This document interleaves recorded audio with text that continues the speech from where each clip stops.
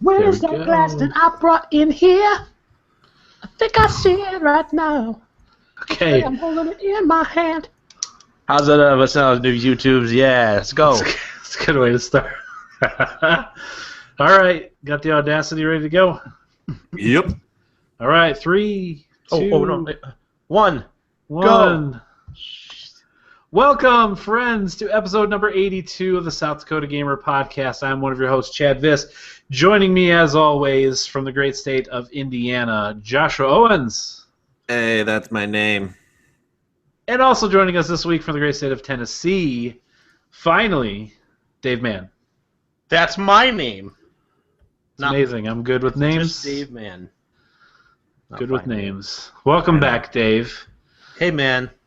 It's good to be back. Yeah. I told my roommate, I said, you know, I cannot wait to get home. I'm seriously just going to plant myself in that chair in front of my PlayStation 4 and not move, except to eat, drink, and defecate. I mean, you can make your thumbs move, right? I'll also urinate. Well, yeah. I'm gonna play games. I wouldn't just sit there and look at. Just stare at the PlayStation 4. Just be like, man, it'd be nice. It'd be nice. Well, excellent. We're glad you made it back. We missed you last week. I'm sure the listeners missed you as well. But we are all three back this week for episode number 82. Today we are recording. This is for Tuesday, September the 6th. Mm-hmm. We're in September already, guys. It's crazy. Wow. I saw on Facebook it said 15 more days until, or 15 more Sundays until Christmas. Wow. 15. That's crazy. Do you know what that also means, though? Like 14 Sundays until Star Wars. And hopefully, Star Wars. And wait, yeah. And hopefully just a few Sundays, like 4 or 5 or 6 until PlayStation VR. That's true. If they hit their release date. And possibly also PlayStation Neo. Oh boy. Crazy. It's a crazy world we live in. Hey, aren't they supposed to... September 7th, tomorrow. Yeah, that's what I No, I know what you're talking about. So, being at the beginning of the month, we just received our September Patreon donations. And, man, you guys, that's real cool. I mentioned last week that we had paid for the hosting for September, and then this week we turn around to get paid by all you super nice people out there that pay us every month for the Patreons. And if you'd like to join those super nice people and be a super nice person yourself, you can go over to South Dakota Gamer, or actually it's patreon.com/South Dakota Gamer, and we can say thank you to you every week, like we're going to say thank you to the following people right now. Thank you, following people. Yeah. Oh, I should probably say the people, though. Yeah, you know. Right, okay. All right, first up, we got Mr. Evan Lee. Not Evan Lee. New Patreon subscriber. Subscriber, Evan Lee. No, I was going to say his name, and then I thought of his screen name, and it got jumbled. His name is Evan Steele. If you did it backwards and said General Steele, that's pretty bad. That's pretty awesome sound. Yeah. So, but Evan, he's not get on that, man. Change your name. Evan Steele, also known as Generally Accepted, the scourge of PlayStation Plus. Ooh. As it were. Nice. Our very first Patreon subscriber. We're very grateful for his patronage. Also, we've got Mr. Jake Steele, a.k.a. Paco, the scourge of Rocket League online. We've got Mr. Ryland Dollar, Mr. Andrew Complin. The scourge of Destiny. Ryland Dollar. Yeah, okay. He's a Destiny fiend. You've started something, so you better Andrew keep going with Complin, everybody. the scourge of awesome promo spots. Yeah. And Cecilia, the scourge of awesome girlfriends everywhere. Okay. Yeah, okay. That works. Well done. I think that's a positive connotation. Yeah. So I'm going to stick with it. The scourge of awesome girlfriends. Yes. She scourges you. We very much appreciate everyone's support. It's awesome that we can do this with the support that we get from people on Patreon. And it's super humbling to think that people believe in what we're doing enough to support it, which is pretty cool. So Totally. Thank you to all of you people. Thank you to all you people. What do you mean, And to you me. people? Listen, we're not getting into that again. I'm not a racist. Okay. Oh, okay, we believe you. So Scourge. Okay. The word scourge. The word scourge means a person or thing that causes great trouble or suffering. Yeah. Okay. Cecilia causes great trouble or suffering to all the other girlfriends that wish they were as good as her. Boom! Boom. Good save. Well done. Well done. All right. So let's move right into episode number 82, get into the meat, if you will, of the podcast. Okay. So first off, we're going to talk about some new releases, some notable new releases for this week, September 6th. And here they are. I'm going to list them for you right now.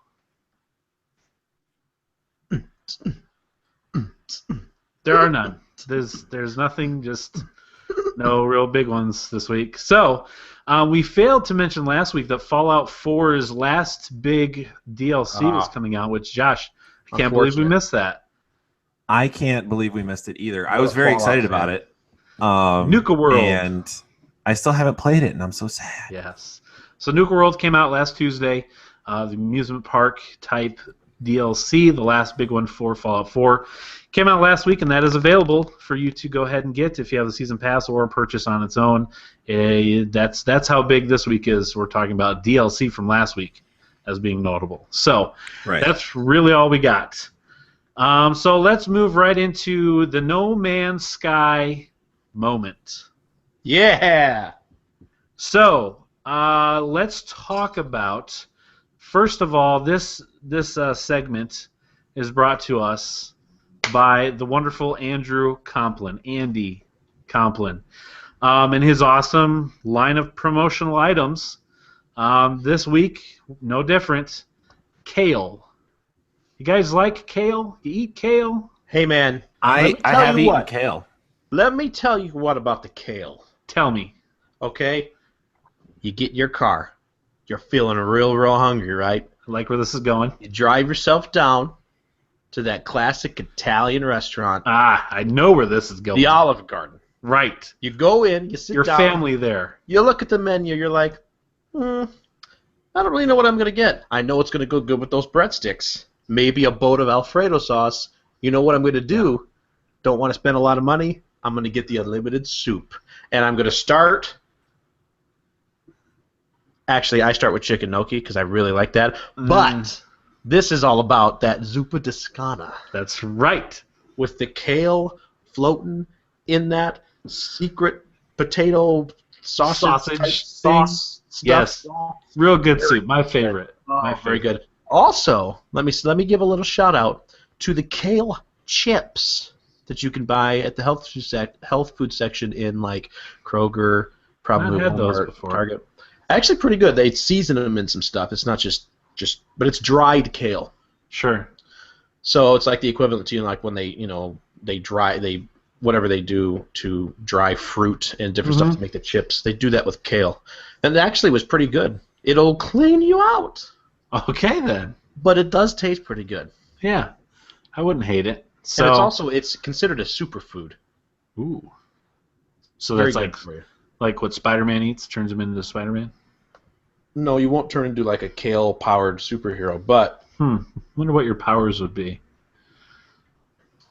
That's for another day, maybe. I don't know. So, sprout growth. Andrew Complin and Kale, thank you, Andrew, for bringing this to our attention. We're getting low on promotional items, so I think you got one more, Andrew, and then we're going to need a new list. Let me give you one random fact about kale.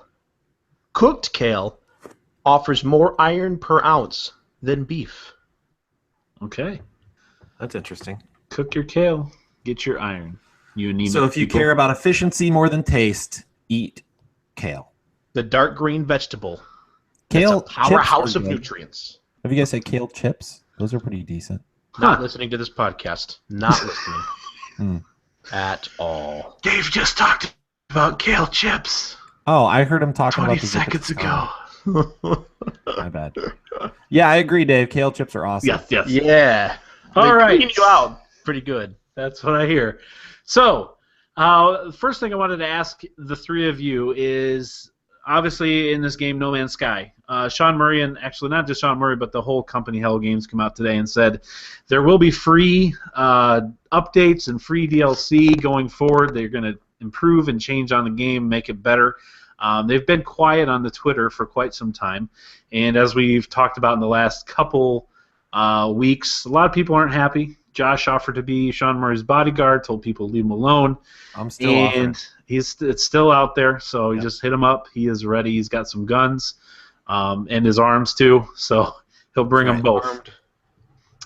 So the goal of this game is to get to the center of the universe, right? Like that's supposedly what you're supposed to do. So I wanted to ask you guys, where are you at concerning light years to the center of the universe? I currently sit at 165,000, give or take, light years to the universe. Mm-hmm. I'm at about 175.5 thousand. Okay. I am about 178.6 thousand. So we're all a long ways away. Yeah. Mm-hmm. So, I mean, does that disappoint you, discourage you? Do you care? Are you even trying to get there yet? I'm not trying yet. But, of course, I've had a couple weeks off, so I haven't played it at all this last week. I'm not discouraged or disappointed. I'm not necessarily, like, beelining it to the center. I am, like, so we'll get to this, I guess, but I finished finishing the Atlas Path. Yeah, let's talk about what we've been up to, what we've been doing. Why don't you just go ahead and get into that, Josh? So the Atlas Path is good until it's not that good. So explain. I will say if you're following the Atlas Path, be careful, because a thing happened to me, and I was going to ask you, Chad. You need, I don't want to spoil anything for anybody, but you need 10 Atlas stones to complete it. Right. Mm-hmm. I was about to head to the very last Atlas interface with 9. Ooh. Somehow I only had 9, and I had already been to 10. And so the 11th one is where you complete it. Somehow I was missing one, and I hadn't sold any. And I saw that a couple people had said that they were missing one as well when they got to the last one. And I don't know if it's been patched in an update or anything, but if you head to the very last Atlas interface without 10, you're going to screw it up. So I had to save up enough credits and then find a trade interface where I could buy one. It was like 2 million. Holy! See, that frightens me, because I was listening to another podcast where some girl was freaking out where she's like, yeah, they don't tell you, but don't sell your Atlas passes because they'll screw up. Well, I sold the first 2 that I got, like, early in the game. Ooh. So I'm to the point to where it's like, I'm already thinking, well, yeah, am I going to have to look for them because I sold 2, there should be 2 out there, right, that I could buy? Or is that how it works? I mean, I don't know how that works. Yeah, they make it possible to get Atlas stones by purchasing them.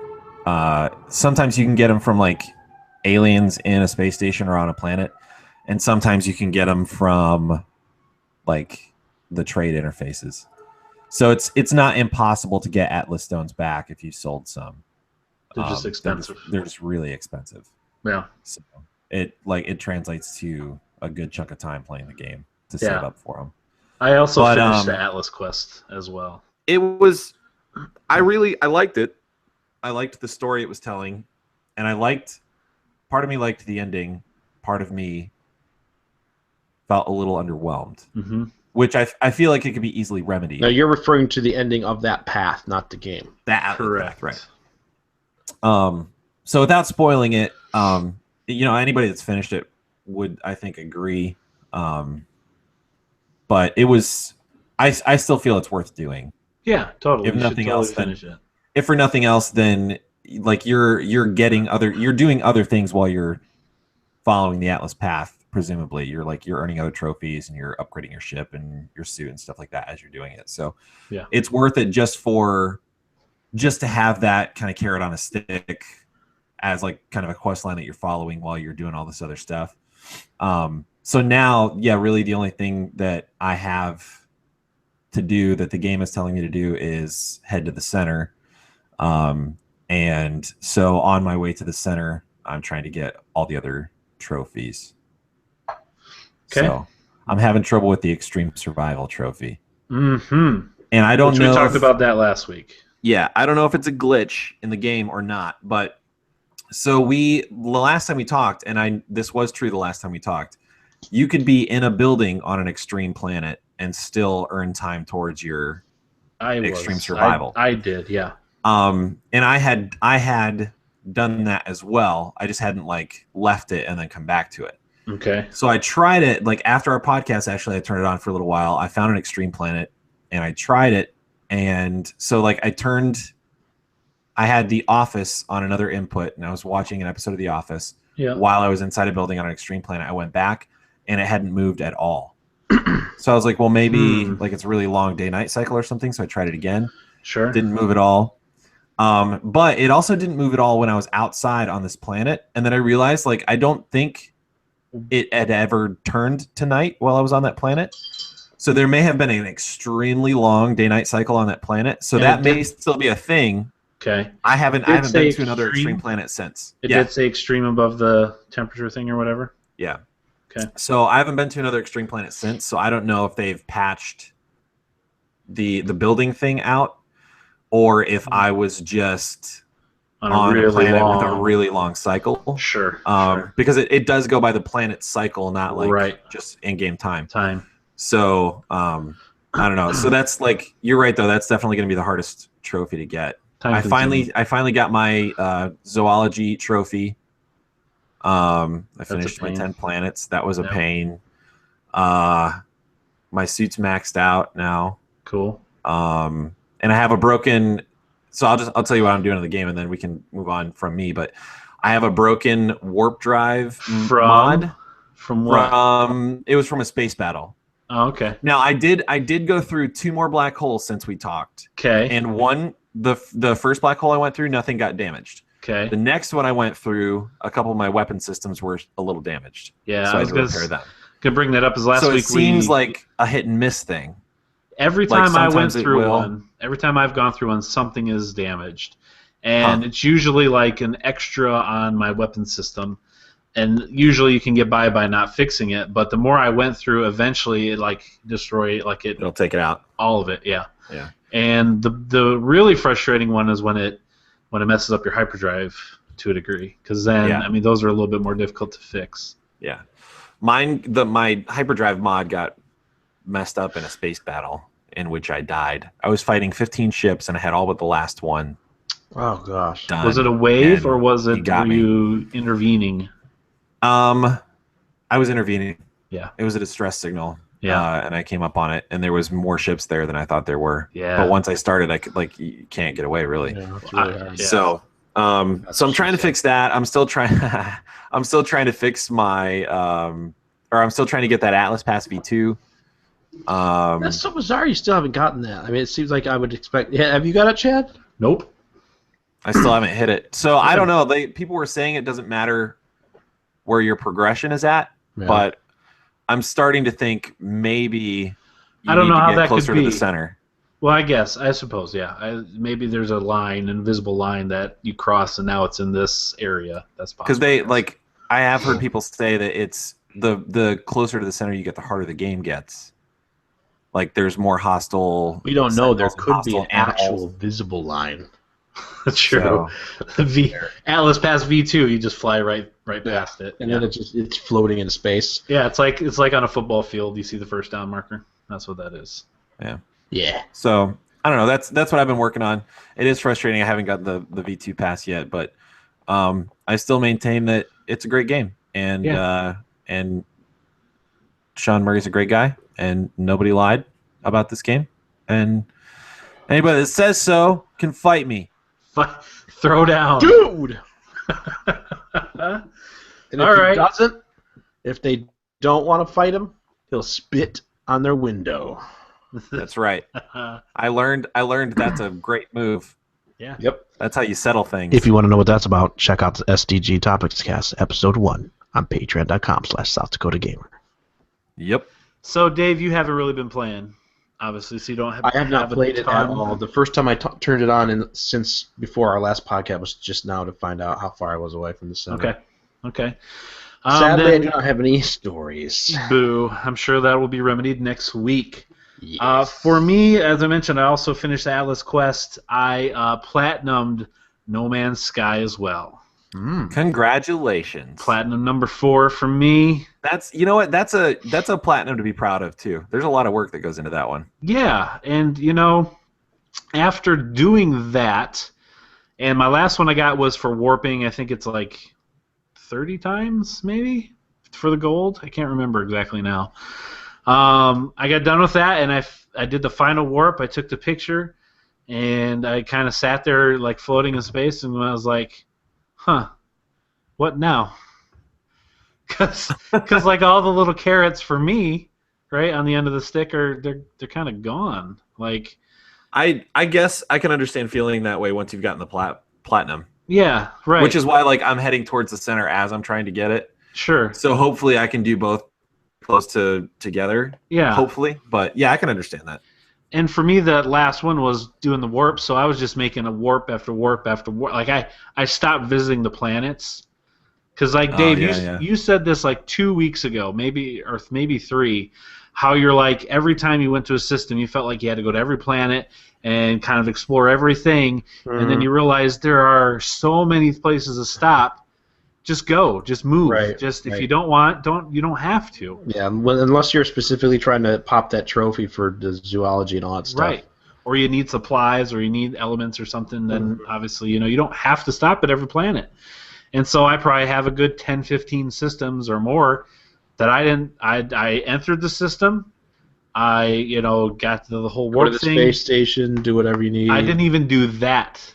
Oh really? Oh, you've got look at you playing it fast and loose. Yeah, and that's why I'm at 165,000 away.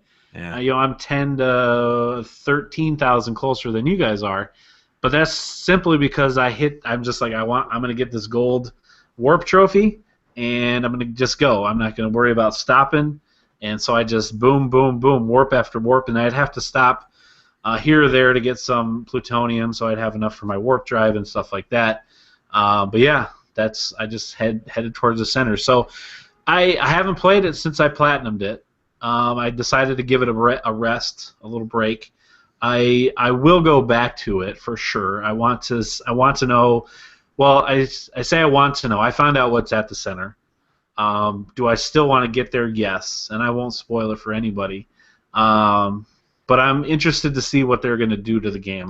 So you looked at spoilers. Yeah, I came across it. I didn't intentionally do. I was just reading some stuff on it on the game, and I saw it. So I saw what happens when you get to the center, and I still want to get there. I still want to experience that for myself, but I decided to give myself a little break. And like I mentioned before we started talking, they are going to do things. They'll update it. They're going to add some things to the game. They'll change it a little bit. So I decided to give myself a little bit of break. There's a lot of other things to play as well. So let's move right into what else we've been playing this week. I also played Battlefield 1 Beta.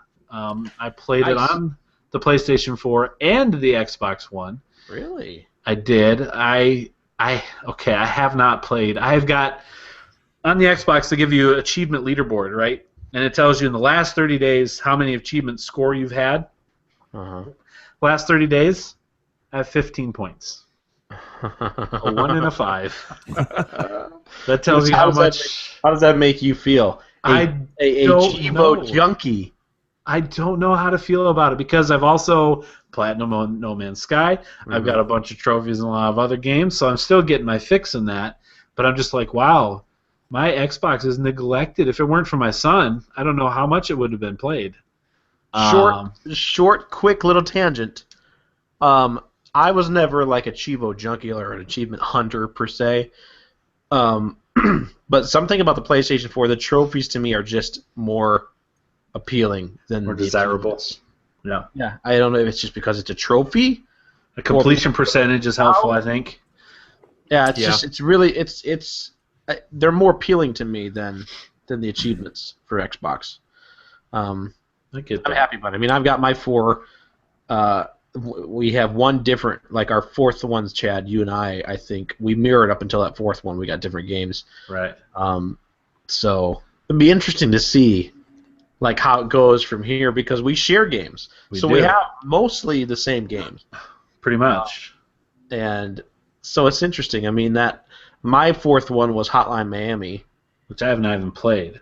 Your 4th one was No Man's Sky, which I am hoping to do. Now I will say what I said in the text thread. I will say it here on the South Dakota Gamer. I've been gone for like a month. Like seriously, like the 2nd week of August I left, and we're now about to go. We're in the 2nd week of. Well, the 1st week wasn't a full week, but we're in the 2nd week of September, and I am going to platinum at least 2 games this week. I've determined I'm going to platinum at least 2 games this week. Maybe 3 games. Commit. Which ones? They will be No Man's Sky. I'm going to at least get the platinum on that. I'm going to at least do it, and then I'm going to play it safe. And I'm going to say my 2nd one will be Tales from the Borderlands. Yeah. But you just have to play that one to get it. Yeah, because all you have to do is finish it.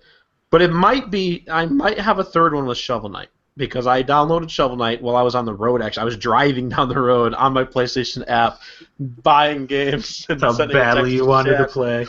I was like, hey man, just bought this Shovel Knight game. Heard a lot about it. Heard it's pretty fun. And I popped it in today. Well, popped it in. I turned it on today. Played it. It's pretty in depth. I mean, it's not just like when I first saw the videos. I'm like, okay, so it's this knight with a shovel. He's running around hitting guys. But it's got this little menu. You've got this little inventory, and it's got all these little things that you collect, and you can use a fishing line. You can use different types of orbs to throw at enemies. You can drink different types of potions to make you invisible or give you health or magic. Yeah, there's like some you have RPG magic, elements. so I don't know. Yeah, I don't know what I barely got into it. I played there. It's kind of got a Super Mario 3 overworld look to it, like a map that you go on, and it's basically it looks exactly like the Super Mario 3 or this I guess maybe the Super Mario World overworld look, and you go around there. So I've done 2 levels, and one of them was a boss level. It's pretty fun. I like it, and I'm determined to get the platinum on that as well. Might not happen this week. We'll see. No, you already said it. So you're already back. No. I said at least 2. And if I get a 3rd, that would be it'll your be 3rd. Shovel Yeah. Knight. Yeah. I gotcha. So as long as I'm talking, I know I kind of stepped on top of you, but I might as well Fine, not. go ahead. Obviously, I played Shovel Knight. I rented from GameFly Dying Light, which I played the demo on Xbox One, but I never played the actual game. Great game. So I got Dying Light for the PlayStation 4. I started it up, and I've played through like the opening sequence where you're in like the tower, and you have to like go and you have to talk to the boss. You get like a medical thing, and you get your your gear and everything, and then you go out into the world. Crazy. And you have to find, and that's kind of where I left it. So neat. That's it's like a fun game. because I also have Deus Ex sitting there to play, and I haven't even started that yet because I'm kind of like, oh man, like. I'm afraid to start it because I don't want to start it and then stop and go to something else. I don't want to like jump around. I like to play my games like one at a time, but it's hard to do that now because I've got Deus Ex I'm going to play. I want to platinum No Man's Sky. I want to platinum the Tales from the Borderlands. I want to platinum Shovel Knight. I've got Dying Light there to get trophies on and to play just because it's a great game. Yeah. And I downloaded the Battlefield 1 beta, which how much longer is that going to be live? Do you know? I have no idea. Last day? I don't think they've said anything.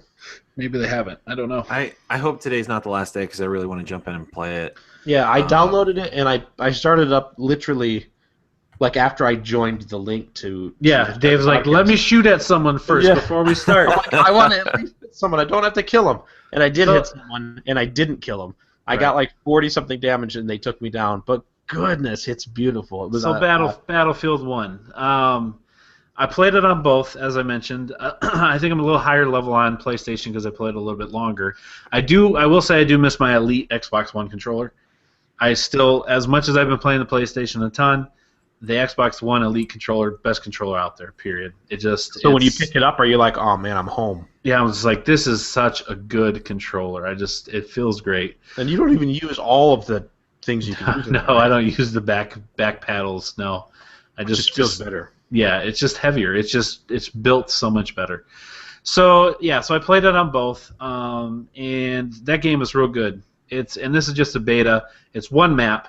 It's the desert map, the Arabian map, and you can play the big conquest mode, which has the biplanes and the tanks and the horses, or you can play rush mode, which doesn't have the planes, but it still has the tanks and the horses. So conquest, there's A through F points that you try to hold, basically kind of like domination to a degree, but a huge map.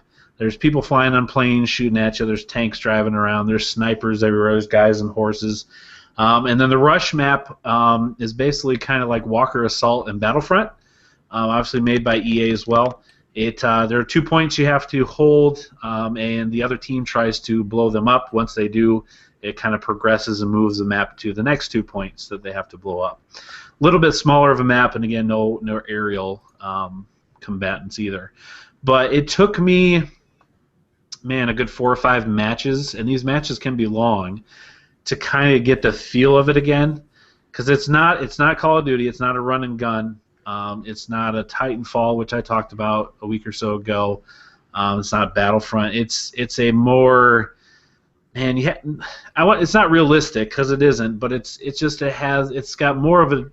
You have to be careful how you play. You have to plan a little bit better and strategize. And having a team or a squad definitely will help you play game better. I'd say it's a little more realistic than all the other ones. It is. I mean, I hesitate calling it realistic because right. I mean, it's a video game. But yeah, right. It's more realistic feeling. But it is not realistic. You can go watch. I have a couple videos I put up on the YouTube and over on my Twitter account, SDGamer. Or SDakotaGamer on Twitter, or you can go on to the PlayStation. I have them there as well that I saved, and a couple videos. One of me getting on a horse and riding and just slicing a dude from the horse, and the blood just spattered everywhere. It was pretty amazing. And I also have a couple snipes that I made that were pretty good, if I do say so myself. But, of course, you only record the really good ones, the ones where you miss 20 times. You don't record those. Nope, you don't do that. So there's some real cool sniping that you could do. The airplanes are hard to master. Man, is it difficult to fly an airplane. Like pilot? Yeah. Okay. Yeah, it's so hard because you can shoot, but you got to fly, and it's fun. It sounds great. Like the sound of the airplane flying through the sky is pretty amazing. There's some guys that are obviously really good at it already. I did a lot of sniping, and I kind of found that was I did better when I did that. I kind of hung back and just kind of watched for people, and then people do that as well, and I got sniped often on top of that. But it's a fun game, and I think if we can get a group of guys, obviously I know you and me, Dave, are definitely going to play that. Mm-hmm. If we can get a group of guys, I'm looking to get it on PlayStation because I don't think very few people on Xbox that are on my friends list will get it, and the ones that will, either our times don't mesh up with playing together. I wouldn't be surprised if Ryland would get this game, but he and I usually aren't on the same schedule to be able to play together. And I know I'll have Dave if we get it on PlayStation, so that'll help there. I plan to jump in that one too. Excellent. Yeah. Well, that will be fun. But the first day, I feel like I need to give this whole online gaming with friends thing. Yeah, you should try it. A real shot. I feel like I need to give it a shot. Yeah, I like the sound of that. One little bit of news on Battlefield 1. The first day that it was live, which I believe was Friday, the servers were down for 10 hours. Mm-hmm. It was a DDoS attack. Some group took responsibility for that and brought it down basically the entire first day, which I was working, so that was okay for me. But yeah, Battlefield 1 I think is going to be a lot of fun. That comes out in October. I also played a little Battlefront with my son yesterday. He's been begging me to play that, and I just schooled him. It had been months. It had been months since I played. Yes, I schooled my 10-year-old at a video game. Nice. Put a medal on my chest, I know. But we had played, and he's good. He did beat me a few times. But you can play Hero Hunt where you fight each other, but you can all now also do Walker Assault offline. So you can do it with split screen co-op. against a bunch of AI, which obviously the AI sucks, versus real people. They don't do what you need them to do. But it's still fun. It gives you an opportunity to play that mode together. You don't just have to do the wave mode. So we played that for quite a while, and that game's still fun. If you like Star Wars, man, that's a real good Star Wars game. And then I also played Deus Ex.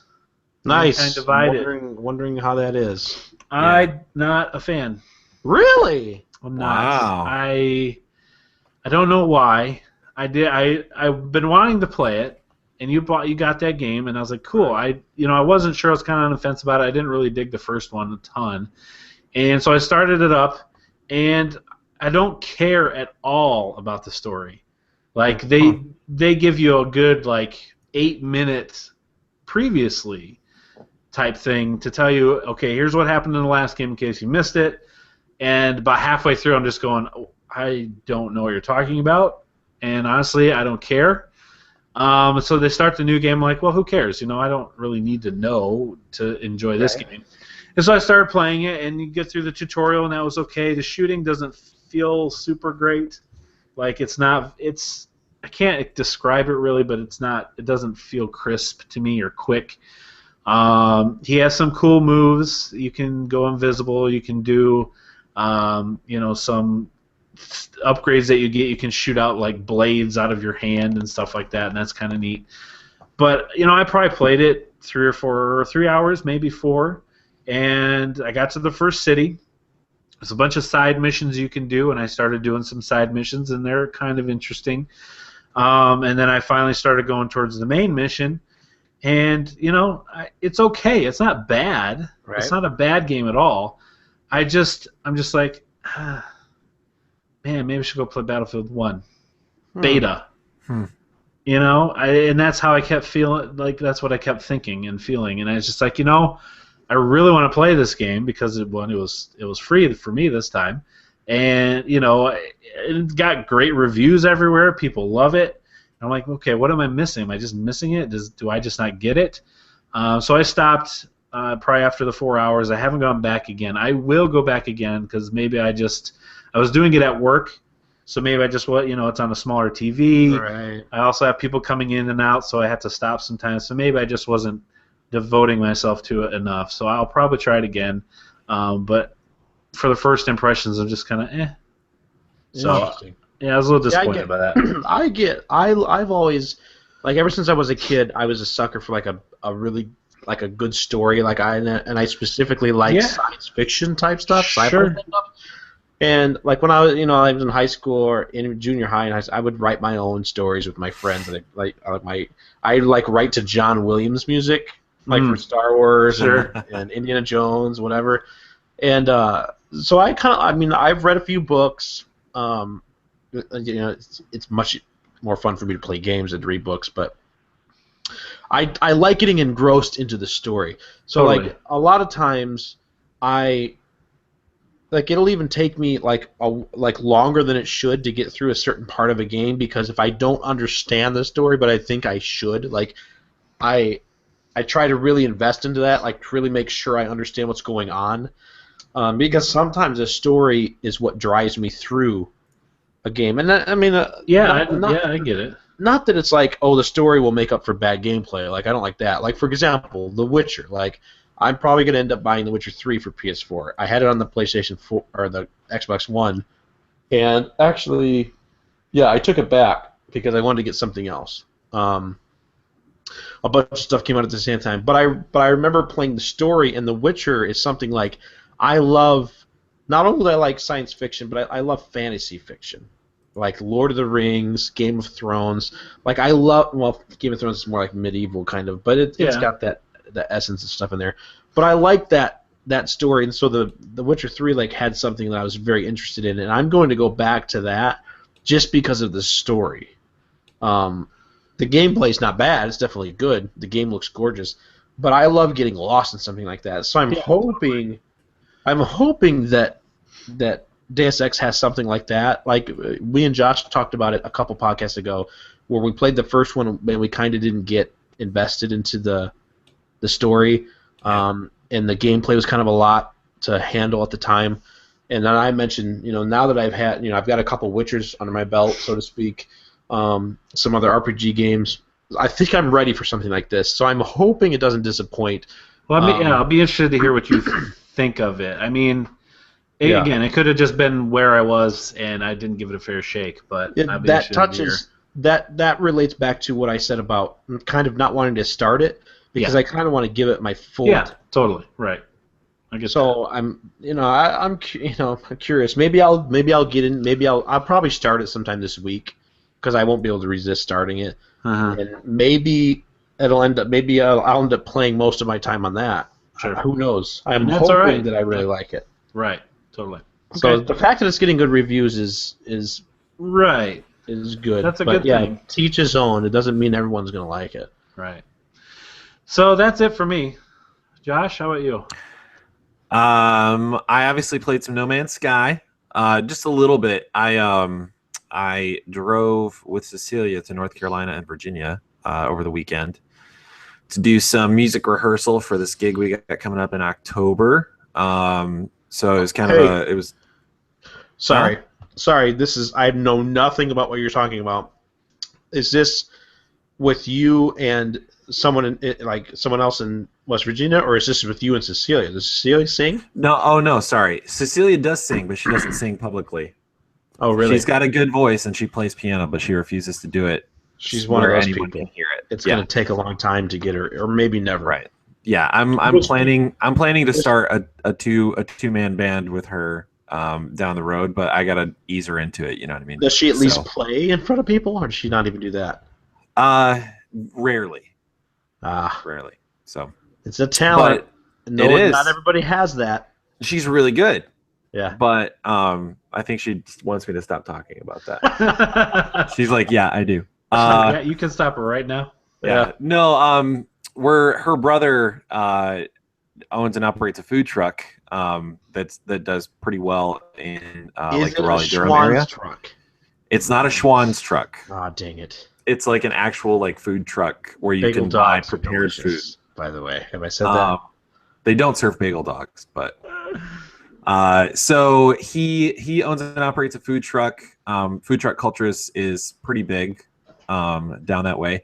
So there's a food truck rodeo coming up in October, and so we're gonna play some music. We are one of 3 bands.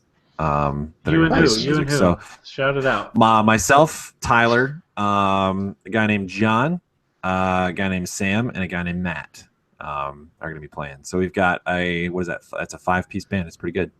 Cool. We've got Tyler on keys. I'm on rhythm guitar. Sam's on lead guitar. John's on bass, and Matt's on percussion. So is this just a musical band, or is there vocals involved? Yeah, I'm rhythm guitar and vocals, and solo. So yeah, or just like pretty much. Nice. So it's gonna be fun.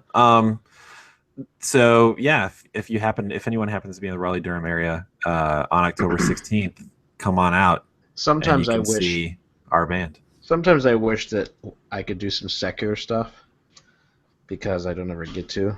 It's fun. Like Larry Gatlin told me to stop name dropping, but speaking of Willie Nelson,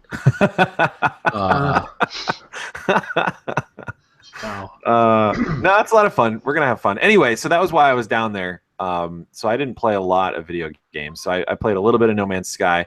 Tyler and I played some Rocket League over the weekend after we finished with music stuff. I was gonna say, Josh, me and Chad need to play some Rocket League. We do need to play some Rocket League. I don't think I've ever played a game with you, have I? No, not yet. Because when I was playing often, I don't think you had your PlayStation yet. I played with Cecilia Tetris, and she wiped the floor with us. Tetris is Cecilia's. Like if anyone was born to play any game, it was Cecilia for Tetris. I think that's her game. She's crazy good at it. But so, and I also installed the Nuka World DLC for Fallout 4, and I can't wait to jump into it. It looks really good, but I haven't done it yet. Cool. And I feel a little bad about that. I feel like I'm letting Nuka World down by having not jumped in. So it'll be there. Yeah. But that's it. I didn't play a whole lot this week. Okay. All right. So that's what we've been playing lately. And with that being done, that's going to bring us into the news that you can use if you so choose. So our news this week is brought to us by the East Coast Candle Company. If you want those hand-poured soy candles, best in the world. Yeah. Hey, Chad. Yeah. Lean a little bit to your left. You see it back there? Yep. I see it. It's not Hey, just Chad, a what's that fire. candle smell like? It smells like that old coffee. Ah. Wake you up in the morning, make you feel like it's a caffeine rush for your nose. That's fantastic. I know of something else that people might describe that way. Well, EastCoastCandleCo.com does not sell those types of things. They just sell soy candles that smell real good, so go ahead and head over there and buy you one. So, this week's news, Nintendo NX is a thing that is supposedly still coming out in March of 2017. A small bit of information came out this week concerning the actual device. We've heard some rumors that it's a handheld, probably, docks to the TV, has detachable controllers on each side. A report from Let's Play Video Games, that's the site, said the current NX development kit is slightly thicker than the Nintendo 3DS XL when folded. So it's about 25 millimeters wide and 281 millimeters, or it says it's about 25 millimeters with a width of 281 millimeters and a height of 92 millimeters. So these are obviously a European site because they use millimeters. So convert that to centimeters and feet. I don't think you need feet. It's probably centimeters, or actually inches is what you want to convert it to. Yeah. Right. For you English people. So each controller is said to have a width of 38 millimeters, and the console itself will have a width of 205 millimeters. So they have a little drawing of what it probably is going to look like, and it basically has the screen in the middle, and like you would attach. We should get a picture up on the Facebook page. Yeah, we could do that. We could throw that up there. But like you would attach the adapter to the Xbox One controller for the headphones, it looks like it has an attachment like that would just kind of slide into the side of it. And then it has a joystick up at the top, and then the left side would have the D-pad on the bottom. The right one would have the 4 buttons and another joystick as well. Huh. So the... Okay, correct me if I'm wrong, if I'm not just misunderstanding what you're saying. It's going to be bigger than the 3DS XL. Right, slightly. The controllers, while they're attached, are going to act as the controllers for the handheld. Correct. So when they detach, you can't. Obviously, there's nothing to control the NX with. Right. I'm assuming when you detach it, that's when you dock it to your TV and you use the detachable controllers as controllers to play it on your television. Right. Now I wonder if the controllers that detach are 2 separate individual controllers, or if there are 2 pieces like a nunchuck and a. Sure, I don't know. Yeah, I mean everything is rumor at this point, but yeah. It's hard to know for sure. It'll be interesting to see. I mean, I don't know when they're going to announce this. I would assume it's going to be before next year, like the actual 2017. I mean, this thing is set to release in March, and we know nothing for sure about it. That's so crazy. I would assume that they get some news out there before the holiday season to get some holiday pre-orders or something. You think that would be wise? You would think so. Yeah, that would definitely make sense. So. Yeah, so it's interesting. The dimensions are coming out, and this Let's Play Video Games, where they got that information, I'm not sure.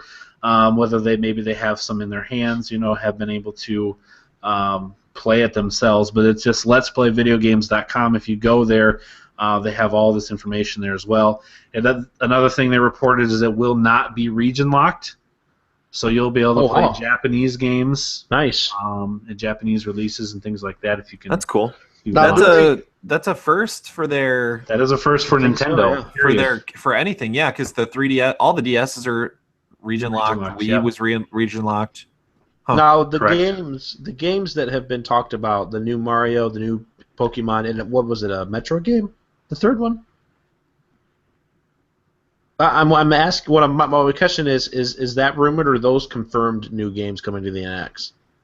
I don't. They've rumored that there will be a Pokemon, a Mario, and yeah, I think you're right, a Metroid game that will be coming to the NX. That are brand new games that haven't been, and again, that's a rumor as well, though, too. Okay, so that's not confirmed either. That's a rumor. Correct, I believe. Yeah, and that I feel like that Metroid game, I just heard something about it, is not like a Metroid game like we would Want. think of a Metroid game. It's more like there was like an offshoot Metroid series thing, and they were considering it more of that type of thing. I so bad want to go back and play Metro. I don't. I've been talking about it. Like I think they were saying it was like a multiplayer shooter more than an actual Metroid game. I want a Metroid platformer again. Yeah. I want something similar to going and playing Ori. Have you played Ori and the Blind Forest yet, Josh? I still haven't played it. I need to get it on my PC. Yeah, it's on PC now. Gosh, man, it's such a good game, and it's so reminiscent of Metroid. Yeah, the Metroid. You know. Yep. And it makes me, because I completely forgot. Like last time when I phoned in that audio to my fave ever games or seven fave games. Yeah. Seven fave Fave games. 7 games.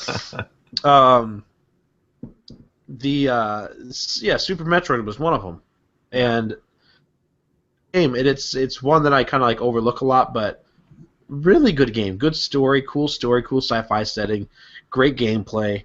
God, I really want to play it. Okay, I keep saying this too. I keep forgetting. Is Super Metroid in? Oh, it can't be because it's Super NES. Never mind. Shoot. Yeah, on the. Do we have a? We don't have a Metroid game in the NES Mini. Don't believe so. I'd have to look back in my notes to see the list. Not in the Mini. I'm gonna have to buy a freaking Super NES. Well, you could. Yeah, well that wouldn't be a bad idea, but I believe it's also something you can get on the virtual store as well, right? I think you can get the I'm really one on the hoping virtual that store. I'm really hoping that this NX. See that I'm saying it again. This NX is really piquing my curiosity because I'm more and more getting a nostalgic feeling to play a lot of these games. Like I said, I have an original NES controller that I bought. It just sits here. I don't have a console or anything for it. But I'm really wanting to play this game, so when the NES Mini comes out, I'm like, yeah, for sure getting it. But, gosh, man, if this NX comes out and it is backwards compatible with everything, or at least via a virtual component, console component or something, can play these games, I'm definitely getting it. Like, I will for sure get it. Yeah. It'll be interesting to see what they do. I mean, they've got. That would be cool. They definitely have a lot to live up to, and I mean, yeah, who knows? Does it help you guys to think of it more as, because everything I'm seeing and reading and hearing makes it sound more like a handheld that can also be right a console versus a console that also is a handheld? Yes, it's a handheld first. It does make it easier when I think of it that way. Because when I think of a console when I think of the Wii. Like, and I would play a Wii. I would play the Wii. I enjoy playing the Wii at my friend's house. There's certain games that I did enjoy because I've always enjoyed Nintendo. But to me, it does cheapen it more. And I don't. Maybe it's just me. And I don't have a legitimate reason, but it does cheapen it more so when it's a console that turns into a handheld than a handheld that turns into a console. It seems like that paints it in a much better light, and I don't know if that's just psychological or like it frames your expectations differently, I think. Mm-hmm. So yeah, I think they're doing well to kind of spin it as more of a handheld that also can be a console. Because the Wii also was, the Wii U was also just like, it was a handheld that you could play like in other parts of your home. Like it had to still connect. Within this is something you can take across the country and play the games. It doesn't have to be connected to a home base or something. Correct. I hope it's good. Time will tell. Yeah, I hope so. And Metroid, the original Metroid, is on the NES Mini. Yeah. Oh, it is. Oh, really? Yep. I just went back and found. I've never played the original Metroid ever. Yep. So. Curious. All right. That'll be awesome. Continuing on with some Nintendo news, they did do a Nintendo Direct this last week, but the Direct was focused solely on the 3DS handheld device. There are a few new games that they're going to bring out for the Nintendo 3DS, and I will list them here for you. There is a new Pikmin game which looks like a kind of side-scroller platformer game. They are bringing out Mario Maker for the Nintendo 3DS. Now, how does that work? You will. It's a new game, right? Yeah, Can't be the same game. It was on the Wii U. Essentially, it is the same game minus some things. So the main things that they do not have, they won't have the special mushrooms, which gives you costumes. So if you had an amiibo, you would use it, and it would give you a mushroom with a question mark on it. And if you got that, say you had, I don't know, Fox McCloud amiibo, and you use that, you put it on your gamepad, you got the special mushroom, you could put it in a level, someone would get it, and they would turn into a 8-bit Fox McCloud, and you would do the level that way. Mm-hmm. Or you could get a Goomba, or you could get the blocky Mario. You won't have that option in the 3DS version. Also, you won't be able to share your levels via codes, from what I understand. So on the Wii U, when you get a code, it's like a real long code that you can tell your friends so they can find your level that you made and play it, or you can put it on your Facebook page or Twitter or whatever, and people can find that level. From what I understand, the 3DS will not have that option. So they're not looking to do the online version of playing, but it's more of a, here, I made this level, let me give you my 3DS, you try it type thing. That almost seems like the whole spirit of Mario Maker was to let other people try your levels. Right. So it takes away a lot of that. You'll still be able to play people's levels that they've made on the Wii U, and they will show up in the 100 Mario Challenge and things like that. So it's connected to a degree, but you can't share your levels. And then from what I understand, even uploading your levels will be there. You just won't be able to tell your friends, hey, this is how you go play my specific level. Huh.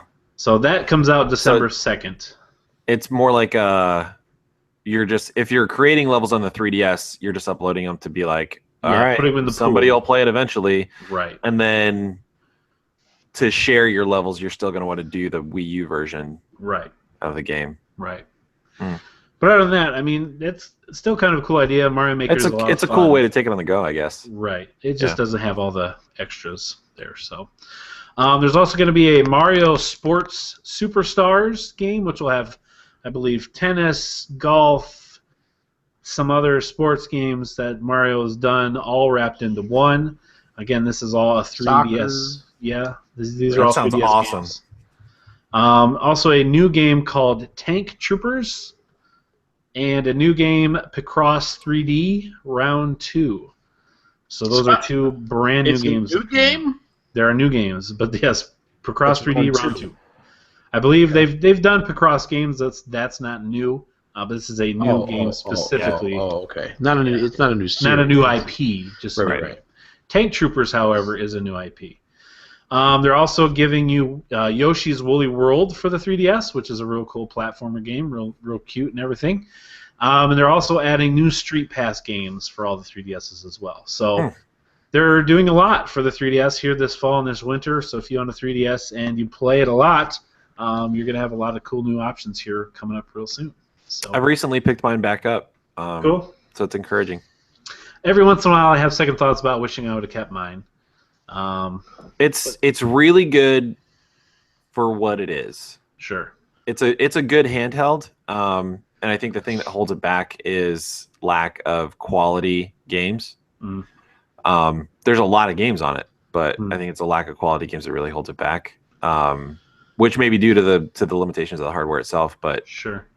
This stuff sounds pretty cool. I was actually thinking about getting my son Ocarina of Time, the 3DS version. He has not played that game.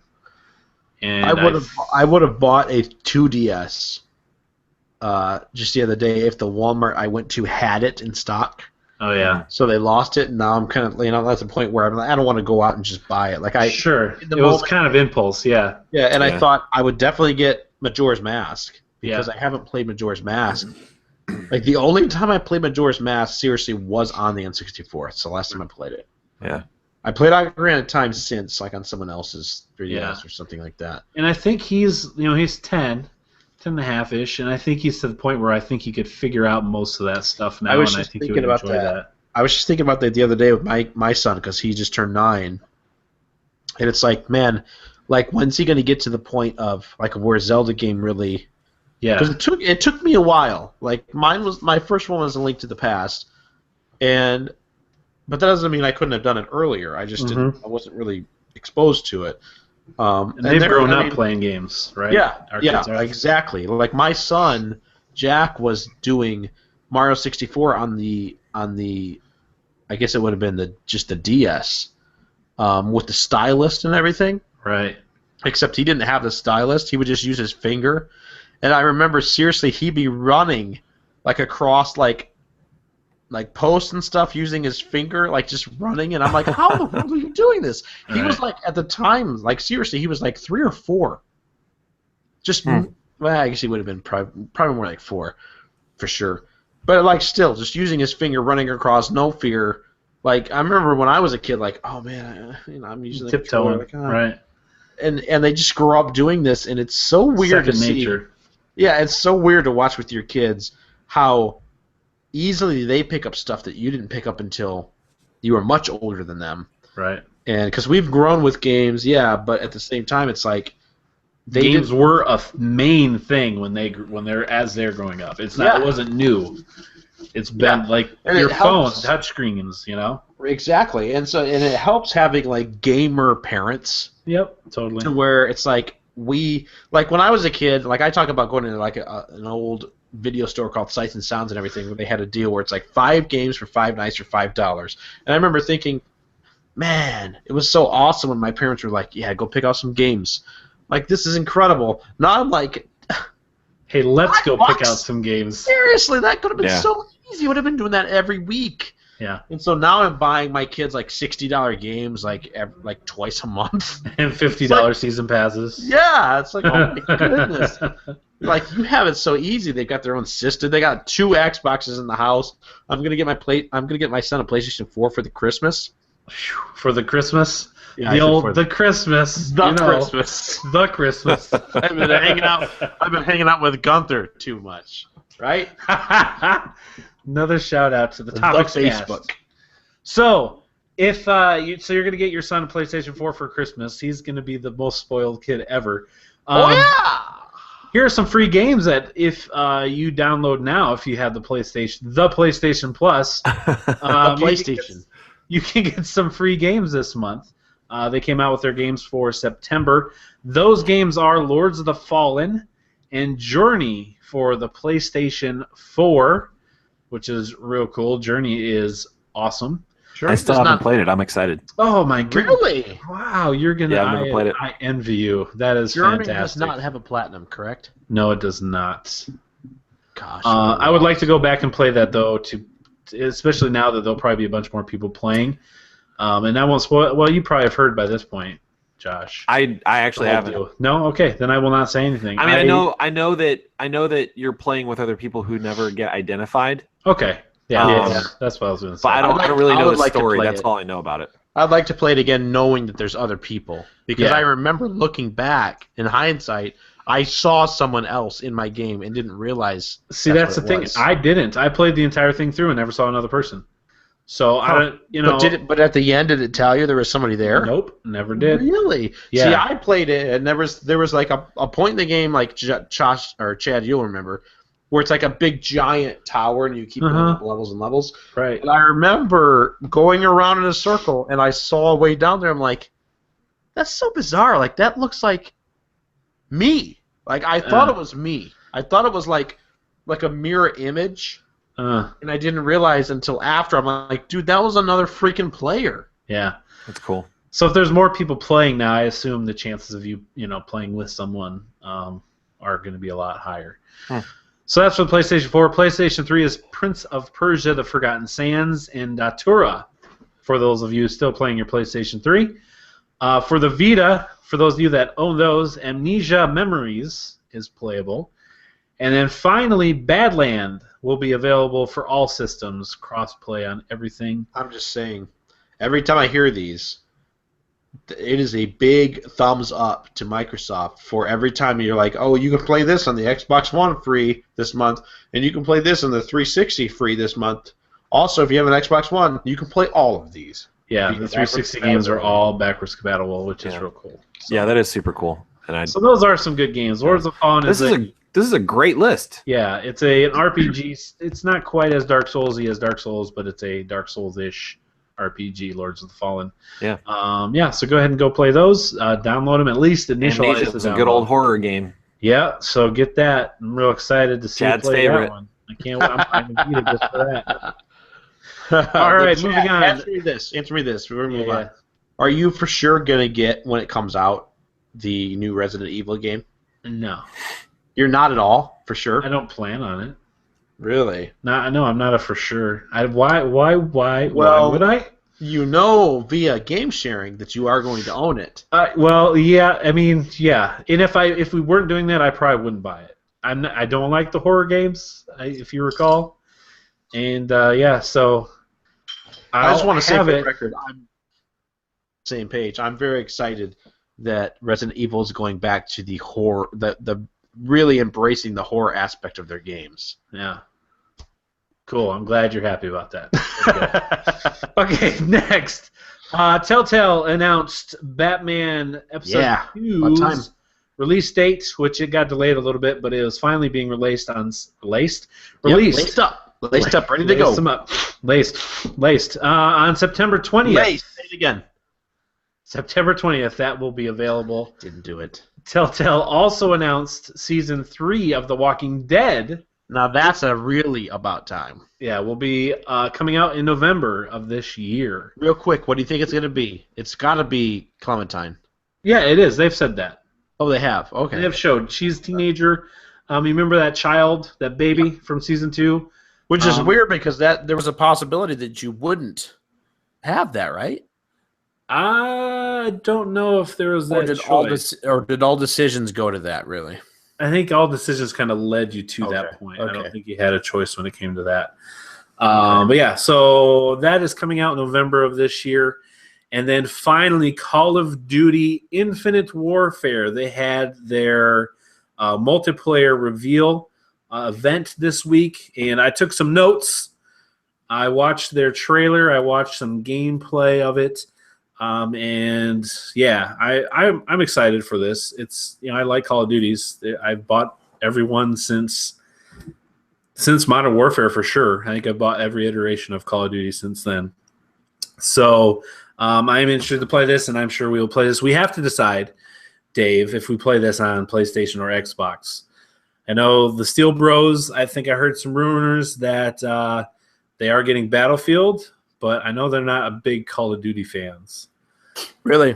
So it'll be interesting to see. I do have to say, you guys didn't mention this last week, which there was really no reason for you to do so. But 2 weeks ago, we talked about on the episode. I guess it was 80.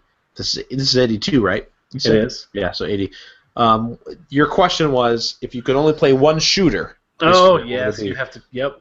And I sort of like glazed over you asking that and didn't answer it correctly. I was kind of answering it whether or not I agreed which one was the best or the most whatever. And if I did, looking back, if I did have to pick the one I wanted to play only one this year, it would be Battlefield 1. That's for sure. Okay. Because Air on that one. yeah, Titanfall 2, I'm really looking forward to. But to me, Titanfall 2 and Call of Duty are kind of very similar, obviously, because they're made from people that have been involved in making the same games. Sure. But they're both great games. I mean, I'm looking forward to playing Infinite Warfare very much, especially the throwback to Call You're of looking at the Modern Warfare remake. Modern Warfare. Yeah. Yes, So exactly. we'll talk about that first. The Modern Warfare remake. All the maps that were in that game will be there, and the weapons and everything like that. So that game will be as it was. It should be what you remember Modern Warfare to be for the multiplayer. Just looking better. Yeah, just I've looking seen a lot plenty of better. videos of side-by-side comparisons, and they're really doing a good job. Yeah, it looks great. I'm excited to play that. But for Infinite Warfare, I wrote down a few bullet points to talk about. First of all, they're really focusing on the point that it's customizable. You can customize your weapons, you can customize your loadout, you can customize your player. So Black Ops 3, there are numerous classes, I guess you would call them, that have different abilities, right? And depending on who you pick will depend on your ability. It's similar to that still. There will be 6 rigs, is what they call them, or combat suits that you can choose from. So you have Warfighter, Merc, FTL, Striker, Phantom, and Synaptic. And each one of these rigs will have their own. That's like a robot version. You'll have your own abilities. They call them payloads and traits. So each one of these rigs has numerous payloads and numerous traits that you can choose from. Payloads are going to be your weapons or abilities. Traits are going to be your persistent, passive abilities, or overcharged enhancements of abilities. So whether, I don't know exactly what the specifics are of that, but that's what those two things are. So you can choose from those things. Obviously, and if you want to find out, go to their website. They will break down exactly what everything is for you. I'm not going to belabor that on the podcast. But each rig, each class has numerous things that it's better at. Obviously, FTL, faster than light, it's a quick run and gun type style play. The Warfighter, you're going to be more of a soldier. Phantom is going to be your sniper type class. So there are specific things that each class is better at. They said weapon crafting, you'll actually use salvage. So there'll be in-game currency called salvage that you'll pick up where you'll be able to change the look and the attachments of your gun completely different from somebody else. I mean, you could have completely different styles of guns than anyone else does just based on what you salvage and what you decide to do. Those are used to make prototype weapons. So they'll be completely different, not a weapon that you can just get. It still uses the Pick 10 system, so you'll have 10 things that you can load out. Every attachment adds to that number, grenades, things of that nature. Right. And then on October 14th, if you pre-ordered the game on the PlayStation 4, the beta will be available for you on October 15th. They haven't said what days, at least that I had seen, for Xbox specifically or the other systems as well. So that is coming out first week in November, I believe November 4th for the Call of Duty Infinite Warfare, and this is the first time we saw anything regarding the multiplayer. So it looks fast-paced, double jumps, wall runs again. You're in space, so you're in space. Yeah, urine space. Like pee? All right, So there's lots of space where there's urine. cool. Like That's an interesting take. Like in little bubbles that like pop. Like, Yeah, and against then you, you slurp like them up in a urine splashes straw. on you. It's Oh gosh, no. No. It's sanitary. It's sanitary. It came out of the body. Although my anatomy teacher told me you can survive There you go. eating your own urine and feces for a little bit before you get sick. Yeah. So there you go.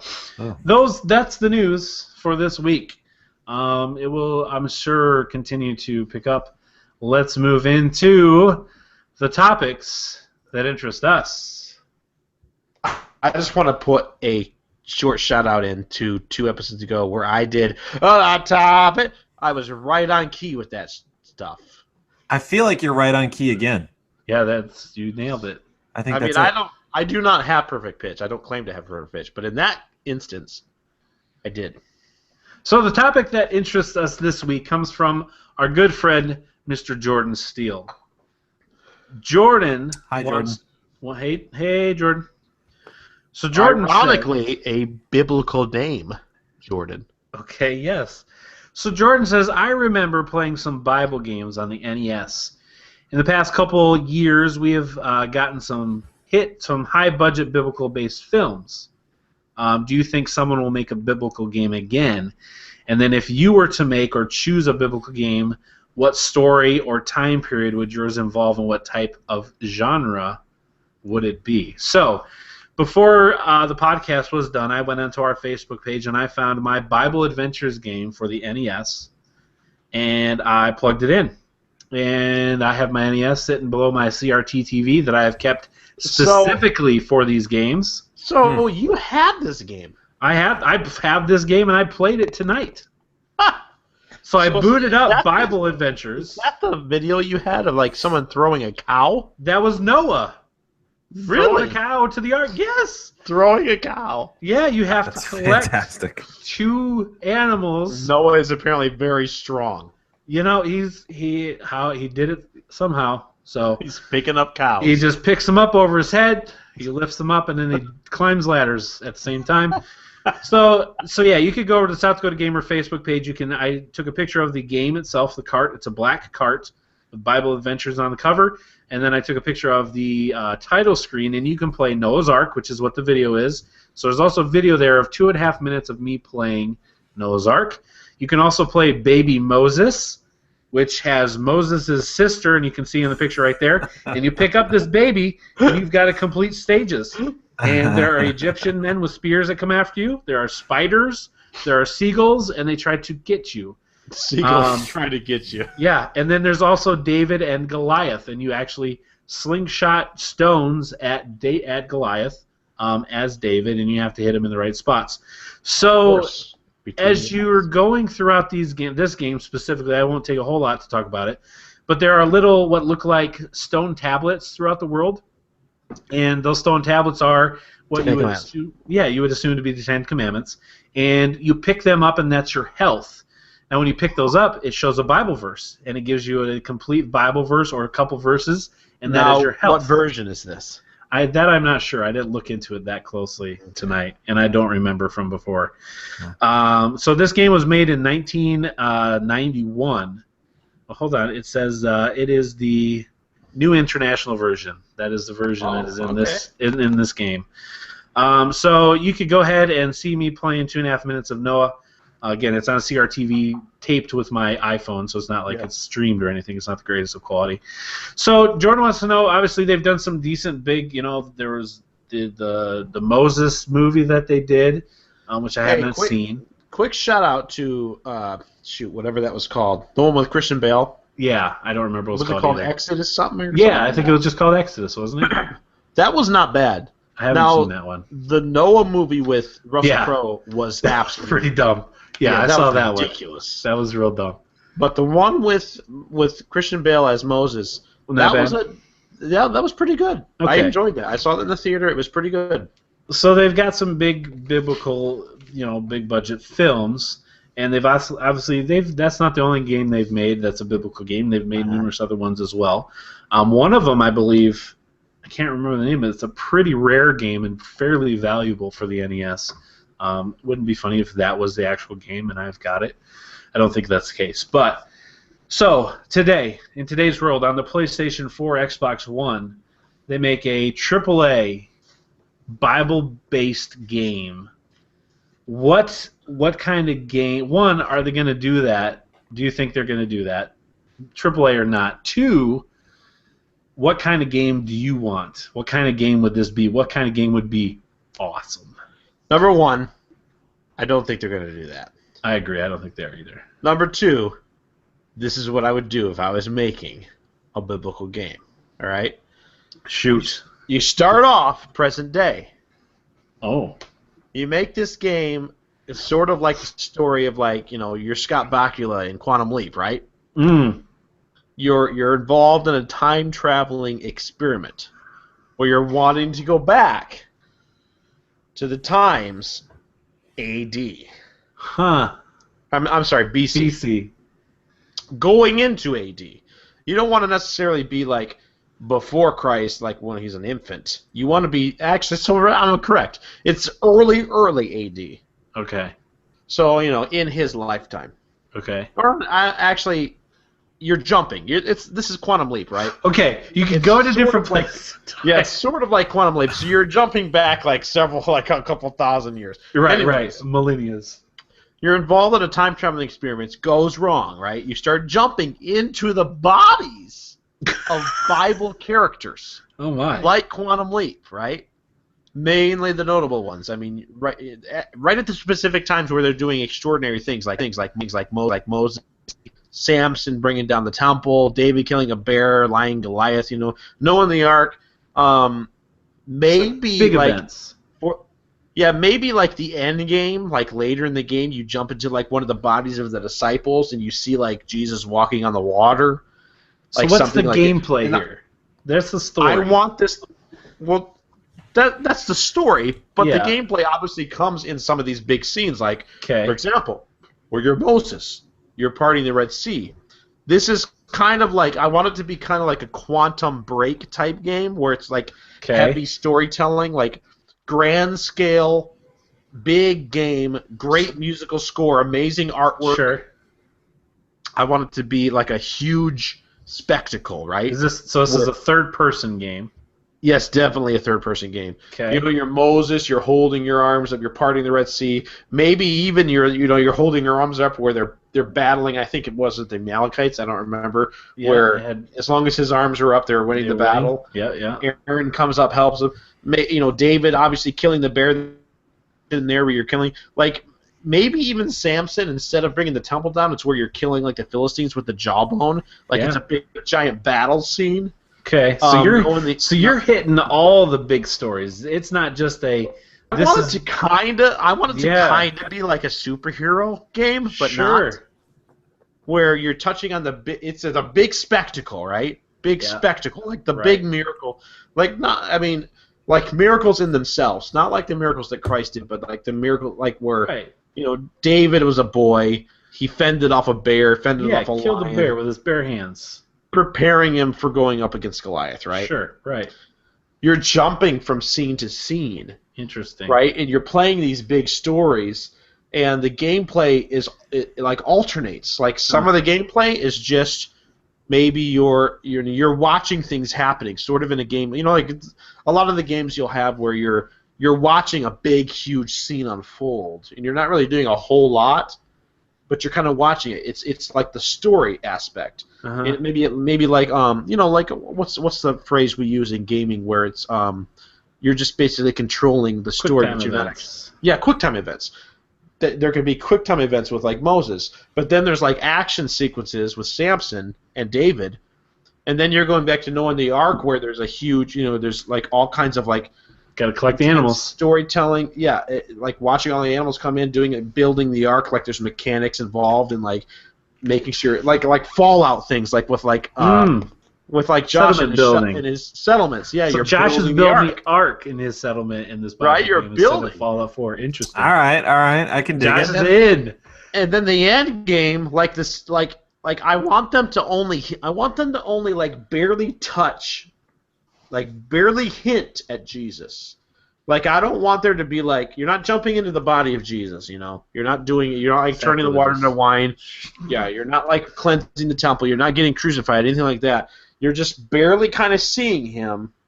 Like you're this, like the end game is this giant. You're on the what is the Sea of Galilee, and intense storm, right? And all of a sudden, you jump into this body. You think this is the end, man. I just screwed up. I jumped into the wrong body. I'm gonna die. All of a sudden, dead calm, right? Actually, no, that's not what happens.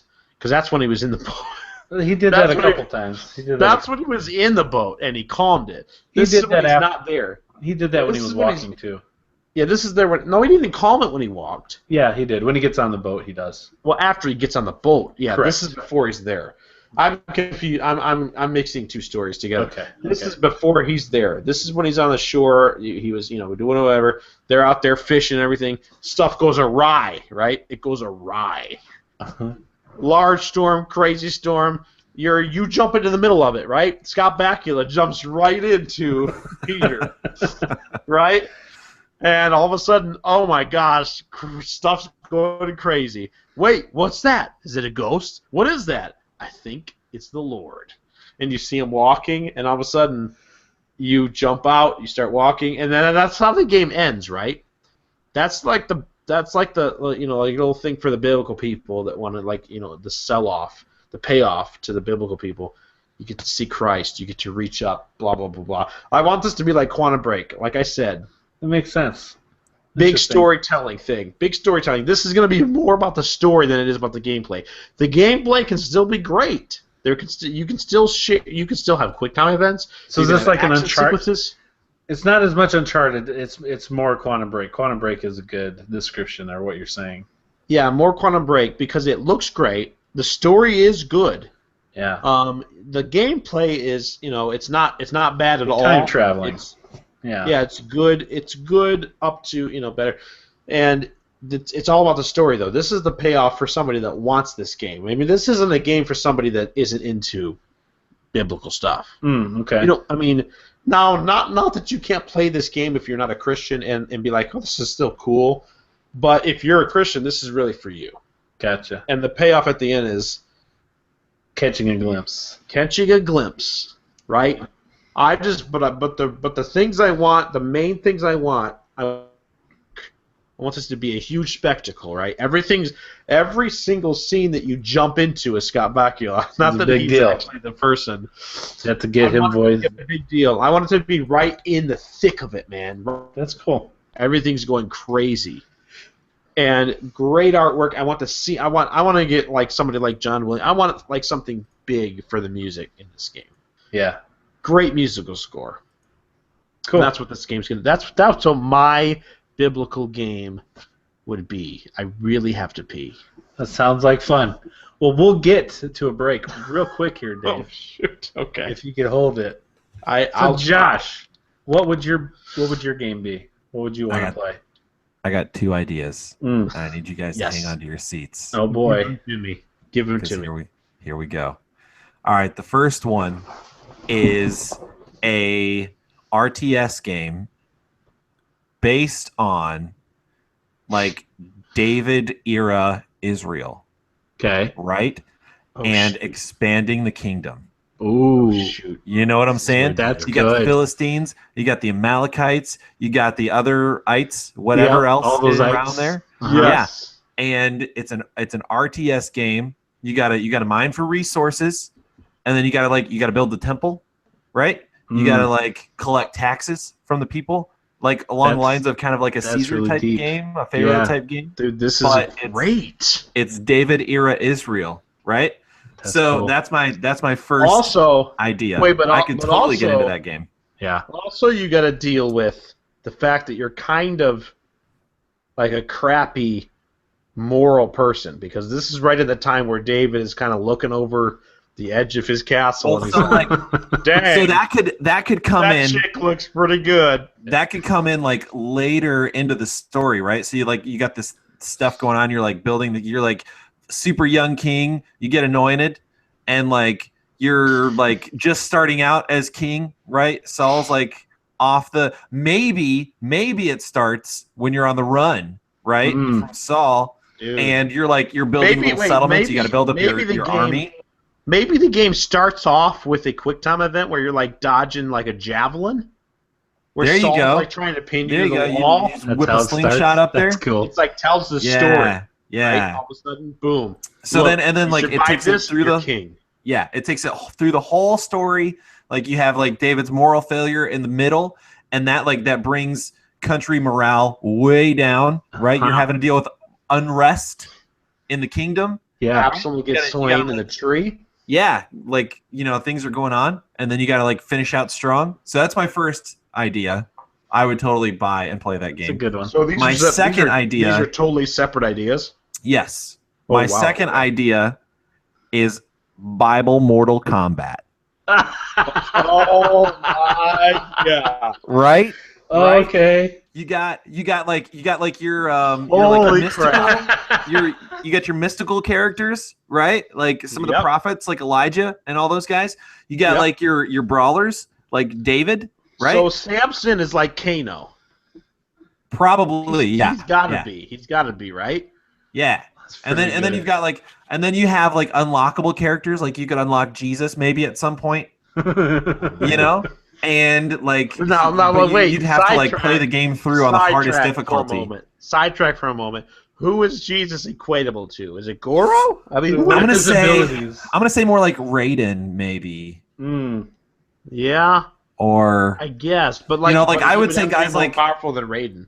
guys like but guys like let's see, guys like Ermac would be equatable to like maybe Elijah or Elisha, like some of the prophets, like some that's psychic pretty powers going on. That's good. Like, I would totally play a Bible version of Mortal Kombat too. That's You know, clever. you got Dang. Solomon on one side doing some like You know what? Just like drop confusing like his a. opponent with some wisdom philosophy stuff, and then you Yeah, got like Noah has extreme water powers. yeah, Mhm. you got like Gideon on the other side of the screen who's like doing illusion Harder, man. tricks. That's clever. Yeah, man, I like that. that'd be pretty cool. That's pretty good. What would you make, Chad? So my first initial thought was a cool battle, like a third person, like God of War, or the Dynasty Warriors games with Joshua, doing like all these battles in the huge open battlefield, killing a bunch of people. But I was like, nah, that's boring. Nah. Here's what I want. Telltale. You're gonna do a game. You're gonna Dude, do two yeah. games. You're gonna do one game. Gosh, Chad. You're gonna do one game on the plagues of Egypt, and you're gonna be Moses and Aaron, and you're gonna have to play through that Season story one. with Season Pharaoh. Egypt. Yep, the plagues of Egypt, and you'll have to make the decisions and do. And you know what? The story may turn out different from the way it is. You may make the different decisions. Moses might get impaled. The second Telltale version game they're going to do is the Great Tribulation. And you're going to take some license from the Tim LaHaye books where he did Left Behind. This is getting deep. And you're going to go through and you're going to meet the Antichrist. You're going to meet all his deceptions that he does. You're going to live through the tribulation and all the things that happen, and you're going to make those decisions to try to live and make it to the end. Very similar to a Walking Dead style game because it's post-apocalyptic. Things aren't the way they are today. And you're going to have to make it your way through that time as well. Great ideas.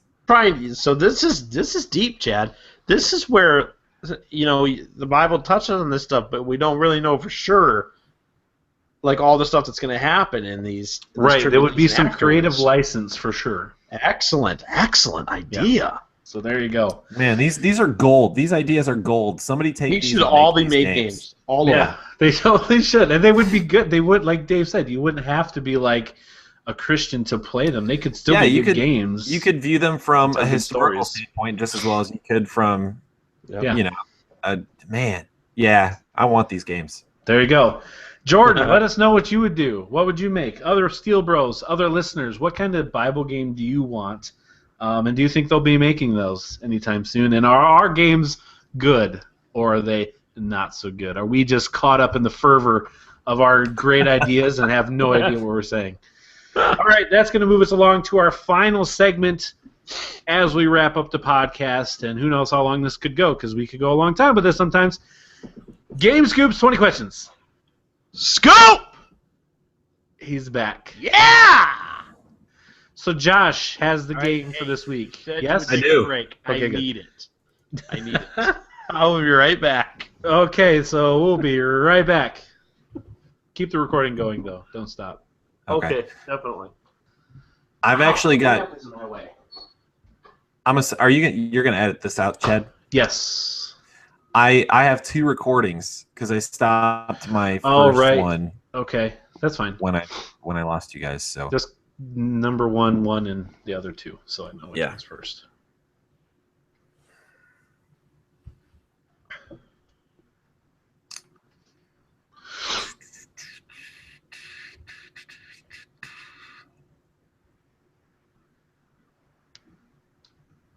man, a Bible Telltale Games game. That would be cool, right? That'd be pretty cool. I would dig it. If you were gonna make a Bible video game, what would you make? A Bible what? Video game. That's what we were just talking about. A Bible video game? A video game based on the Bible. Any story from the Bible.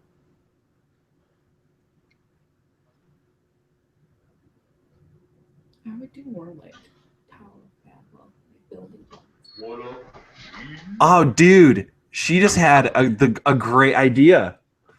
So she said what she would do. Cecilia just chimed in on this.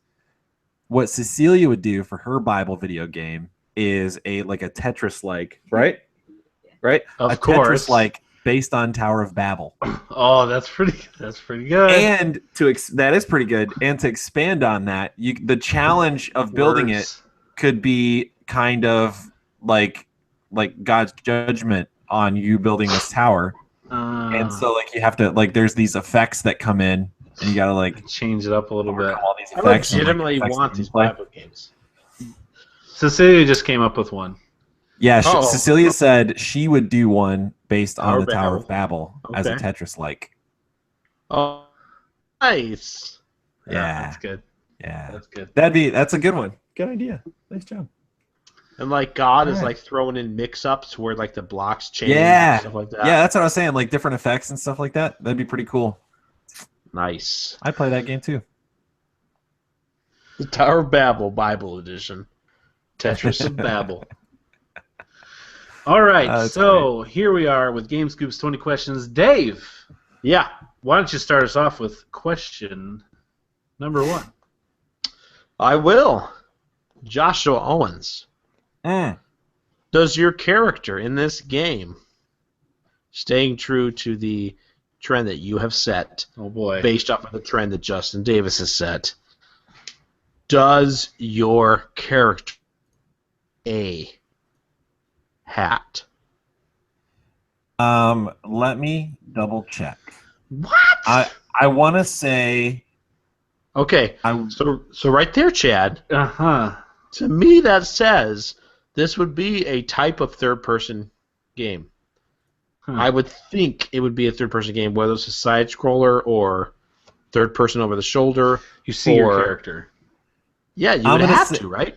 Right. I'm gonna say yes. He's Yeah. gonna say yes. So let me backtrack just a little bit. It could be a military type game where you That don't works. see your character, but your military character is wearing a hat. Sure. No, you. Probably I'm gonna not say. the case. I'm gonna say definitely yes. Your character wears a hat. Definitely, yes. That's definitely that's yes. definitive. Definitely wear a hat. Okay. Did Okay, this so game... it's definitive, so you can see your character. There's really no question. Yeah, I don't want to mislead you with the answer. It's you. Your character You definitely. have a hat. Okay, Hats I'm gonna are worn. say a character because you have a choice. A character you play as Wow. wears a hat. I don't. We, We can we watch got a that lot of nation head here. questions. That may have been too much information, but I don't want to like. We got a lot out of that question. I like it. So, there you go. Did this game come out before 2000, Josh? Yes. Okay.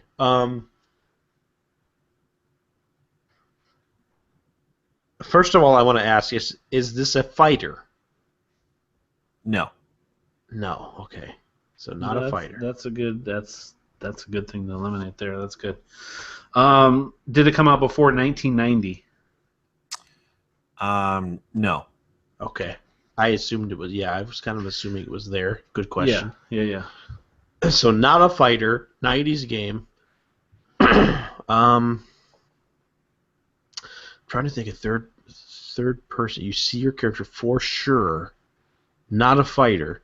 So, but you can, based off of what he said, you can choose between multiple characters. Sure. Yeah, you can have one character that you can choose from does have a hat. It does have a hat. And okay, is this a? I'm trying to think of multiple characters. What do you have anything at the top of your head, Chad? That you Not want to narrow yet. down? Not yet. I would just try to maybe go genre. Okay, so not or a shooter. series So or yeah, let's do that. Is this a part of a franchise? I don't. Let me double check. Maybe let me make it Yes. easier. Okay, go. Okay. yes. It is part of franchise. Okay. Multiple games. Is this a licensed game, Josh? No. Not licensed. Okay, franchise. So in 90s. So what do we think? What are we doing? We're dealing with N64, Sega, Super NES, Sega, and N64.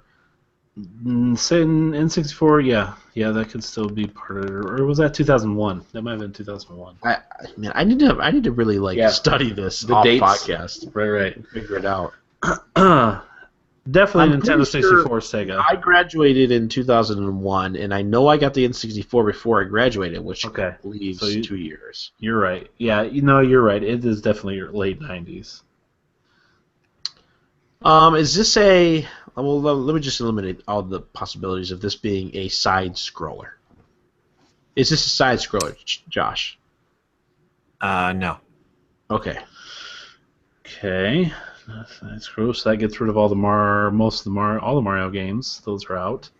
Like Except for the N64. Except for the N64. But you can't be multiple characters in Mario 64. Good point. Except for Yoshi, you can be Yoshi right at the end. Or no, you just find Yoshi. Find him, yeah. You're always Mario in that game. Always Mario. Okay. Josh, do you shoot a gun in this game? Yes. You do shoot a gun. Not a fighter. Wear a hat. One of the characters do.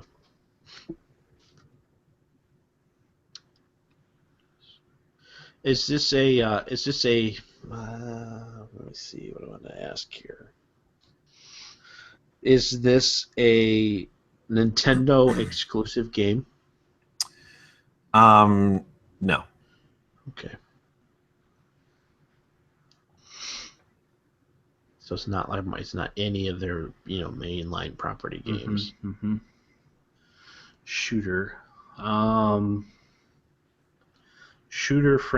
shoot a gun, part of a franchise. You see your character, probably multiple characters you could choose from.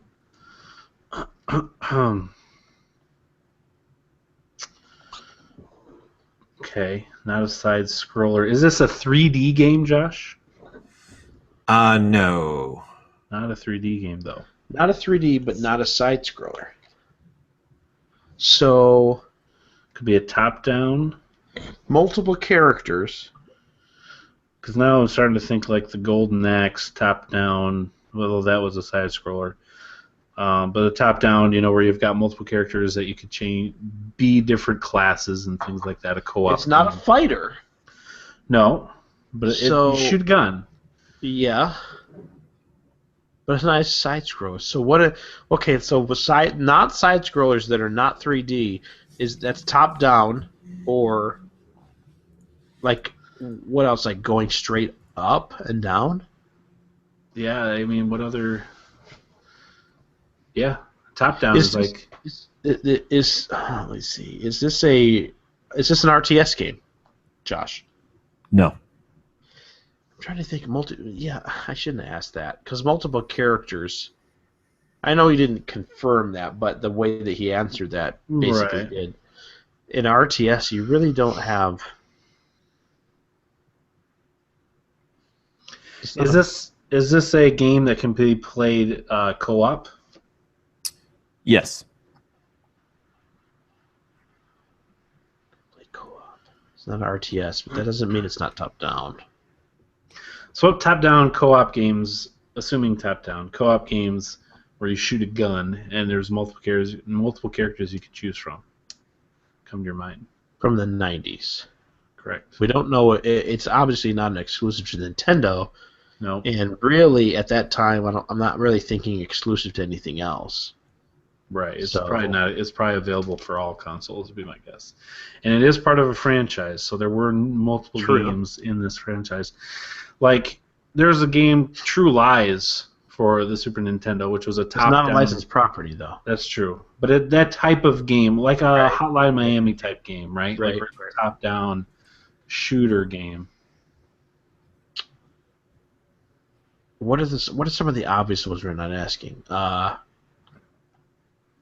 We've asked if it's a licensed property. We've asked if it's a franchise. It is a franchise. It's not a licensed property. It's a shooter. Did you ask if it was a shooter or if you can shoot guns? I asked if you shoot a gun, and he said you shoot a gun, so I didn't ask if it's a shooter specifically. Probably it is. It's in the 90s. It's not 3D. So most likely it's not in 64. Most likely we're looking at that Super SNES. Nintendo, Sega Genesis, right? There's a possibility of PC, but it's not RTS.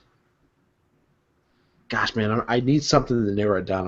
I'm at a loss right now. I'm coming up with nothing. Was this game well received, Josh, or well reviewed? Yes. Okay. Good question. Okay.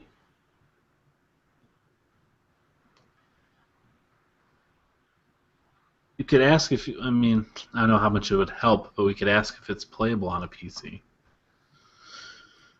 I don't know how much that would necessarily help us. But would that just be a waste? Right, that's what I'm saying. Yeah, I don't think it wouldn't have helped me. I know that. Right. I'm This trying. This will be question 14. Okay, goodness, we're already at 14. Okay, so the things we know that are big deal is that it is a part of a franchise. Mm-hmm. It's not 3D. It's a shooter. You shoot a gun, yeah. One of your characters can wear a hat, so it's a multiple. Like you can choose your character. And it's a co-op game. And it's co-op. So what co-op games were you shooting guns in? In the 90s. In the 90s. I immediately think Contra, but it's not Contra because it's not a Right. side-scroller, right? Right. I even think Double Dragon, but again, side-scroller. Side-scroller. So then I go to what kind of top-down co-op games were there in the 90s? That's confusing me. That's confusing me. I mean, like, top-down, I think of, like, Ninja Turtles had some top-down, like, the original had some aspects of top-down. I don't even, like, that's a confusing one. When you were in the overworld, when you were, like, driving the vehicle, that was top-down. But when you were playing, it wasn't. Yeah, I would say when you're playing, And also that would have been shooting a guns. side-scroller. Not a thing for Ninja Turtles. Yeah. And it was well received. It was a popular game. Mm-hmm. Well received and reviewed. Not a licensed property. Not a side scroller. Top down. And it's not anything like, it's not like a, I mean, I guess I can't really say that for sure, but I mean, like when I think of like puzzle games or anything, like when you have a character, Ask multiple for characters. Human. For human. Okay. I mean, it just popped in my head. Right. Well, what does that eliminate for you if it is a human?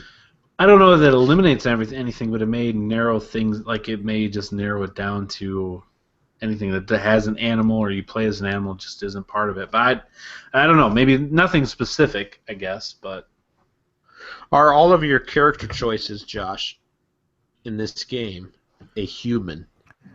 Yes. Okay.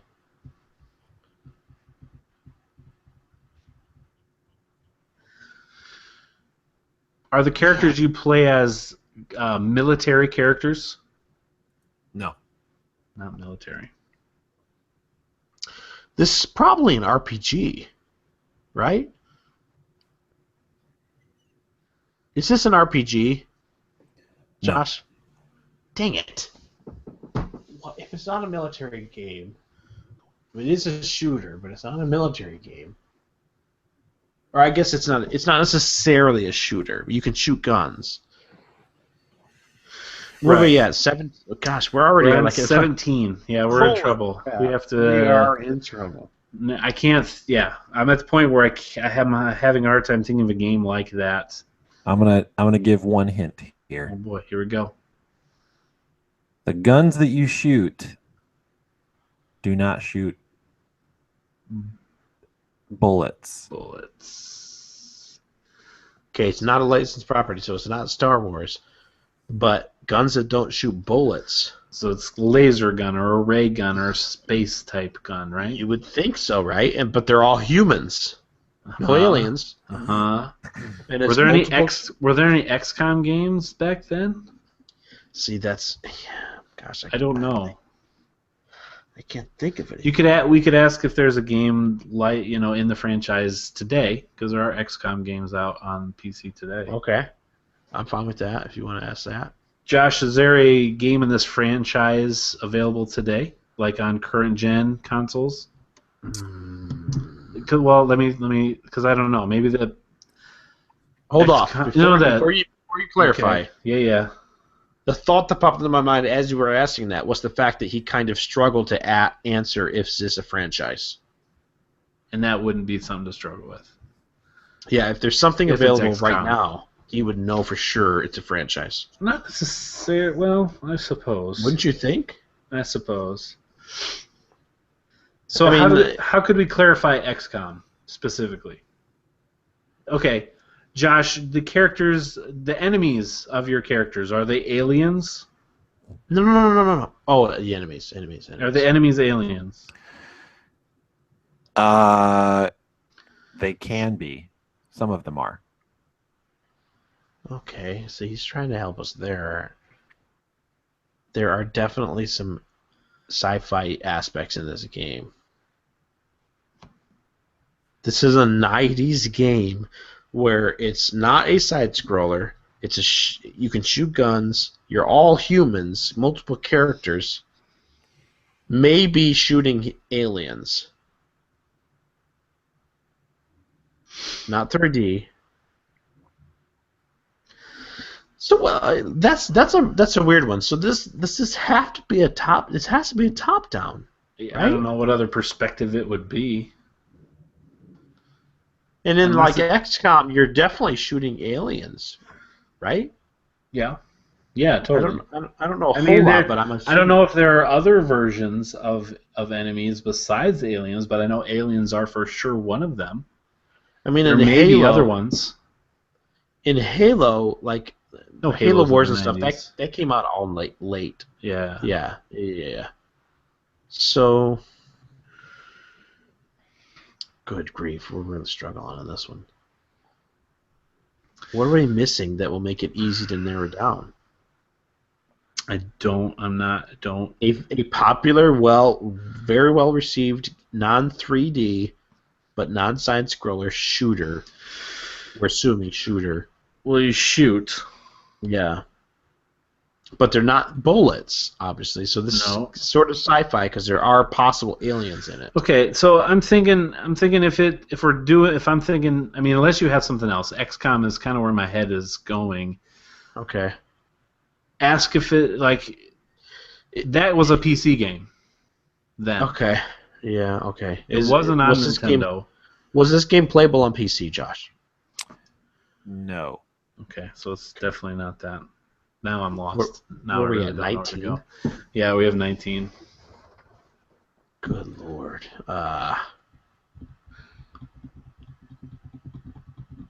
See, the from the 90s, the games that pop into my head are all eliminated already. Like, I can't even remember the name of it anyways. But it was a side-scroller. And it was a single player. It wasn't. I mean, it was multiple characters, top down. Josh, or at least. I don't know. I don't know. I don't think the question would really help us, but I don't know that we where we go from this point anyway. Could you play this game on the Super Nintendo? Yes. Okay, so it's not an exclusive to PC. Well, it wasn't on the PC. Oh, he said it wasn't on the... Okay. Like I said, I don't know that question really helped. But I don't know what else to do. It's an NES game, we know that for sure. So now playable on the NES. Okay, so playable on the NES, not in side-scroller, not 3D. Mm-hmm. You can shoot guns that don't fire bullets, lasers, most likely. Possibly can be killing aliens. All of your optional characters are humans. And we've asked all the right questions. Like, we've got it. I know. But I don't know what game it is. I mean, I think if I knew this game well, I would know what this is because we've got all it's not a fighter. All the main things. It's not a licensed property. So we have to guess the game. This is question 20. And I don't have a game to guess. I really don't know. Neither do I. Okay. Every game I can think of gets eliminated by questions we've asked. Okay, Josh. I think we give. I hate losing this. Okay. I first have to say, I was not intending to stump anybody. Well, yeah. I feel bad. The game was Zombies Ate My Neighbors. Zombies Ate My Neighbors. Zombies Ate My Neighbors for the Super NES and Genesis. I gotta Google this game. Yeah, it was made available for the Virtual Console in 2009. It's a couch co-op in which you could choose from a boy character called Zeke and a girl character called Julie. Julie does wear a hat. Zombies Ate My Neighbors. YouTube.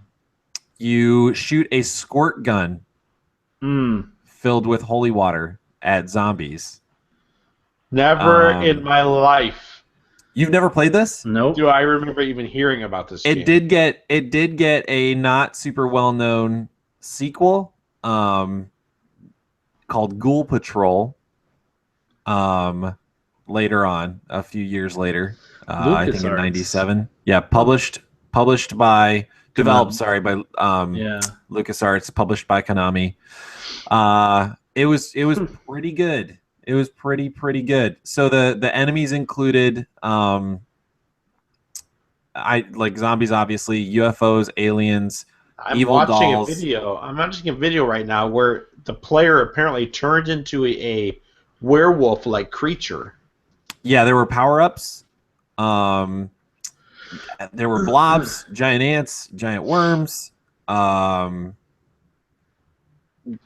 Vampires, werewolves, demonic babies, all kinds of stuff. It was crazy. Babies. Yeah, man, it was a good game, and it was reviewed super well.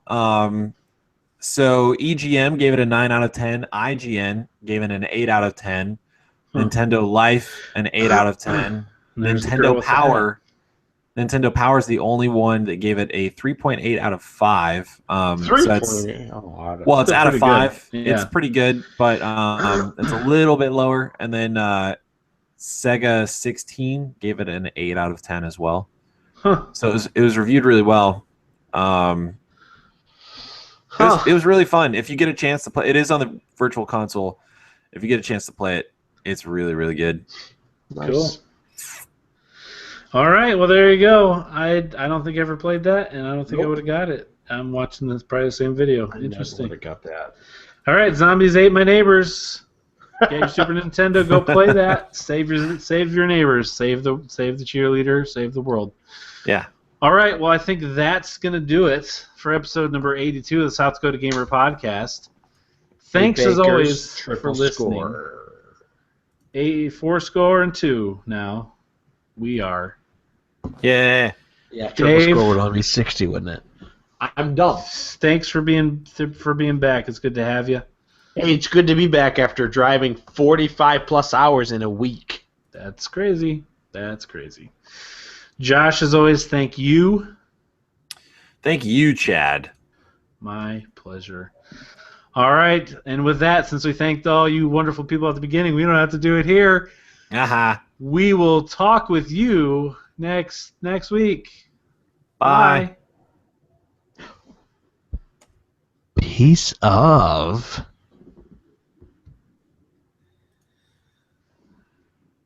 pizza.